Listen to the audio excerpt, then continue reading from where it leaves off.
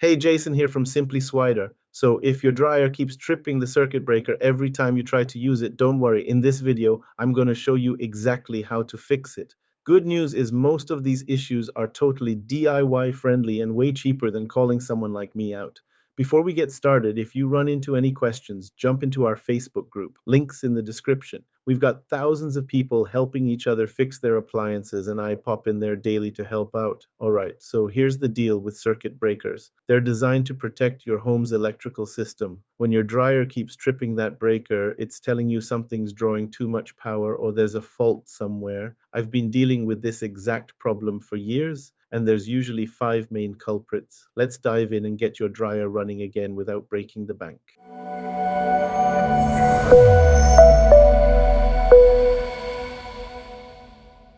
So the most common issue I see is an overloaded or weak circuit breaker. Now here's something most people don't realize. Your dryer needs serious power to operate. We're talking 240 volts and typically a 30 amp dedicated circuit. I had this customer last month with a Samsung dryer that kept shutting off after 10 minutes. Turns out he had his dryer sharing a circuit with other appliances. Big mistake. These machines need their own dedicated line.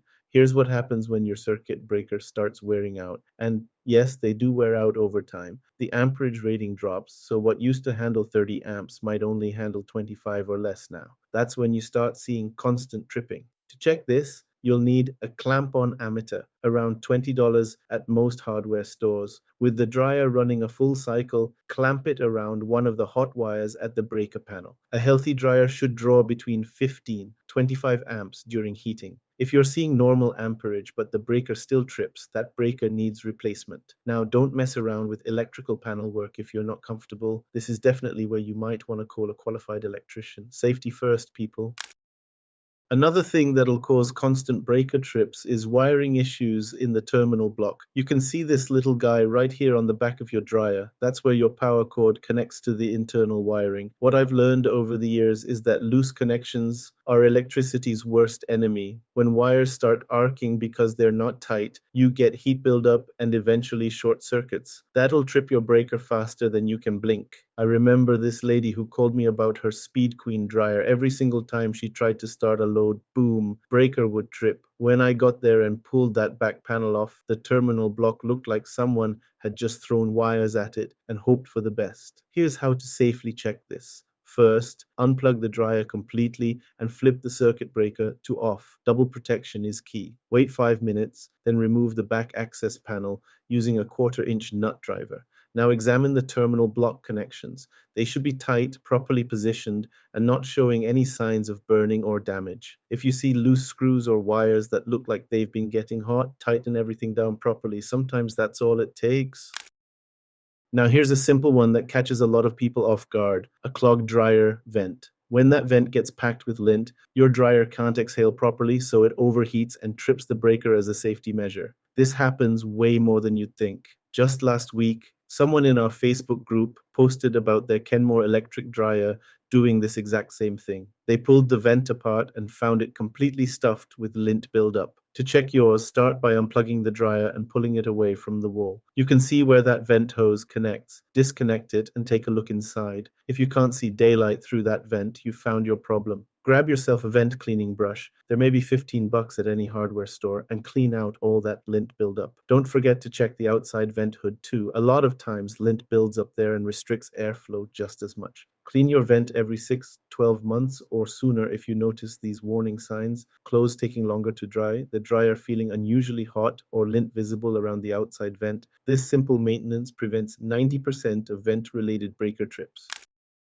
If your dryer is still tripping the breaker after checking everything else, let's look at the heating element. This is the component that actually heats up the air to dry your clothes, and when it goes bad, it can cause all sorts of electrical problems. A damaged heating element can short out against its housing, and that'll send your breaker into protection mode instantly. Sometimes it's obvious. You'll notice your clothes aren't getting hot at all. Other times, the element might be partially shorted and causing intermittent tripping. To test this, you're going to need to access the heating element housing usually behind a panel on the back or front of the dryer. With your multimeter set to continuity mode, touch one probe to each heating element terminal. You should hear a beep and see a reading between 10-50 ohms. No beep means the element is broken internally. Also check from each terminal to the metal housing. Any continuity there means the element is shorted and needs replacement. Replacing a heating element typically runs between $15 and $70 depending on your model, and it's definitely something you can handle yourself. Way cheaper than a service call, and honestly, these aren't too complicated to swap out once you get the panels off.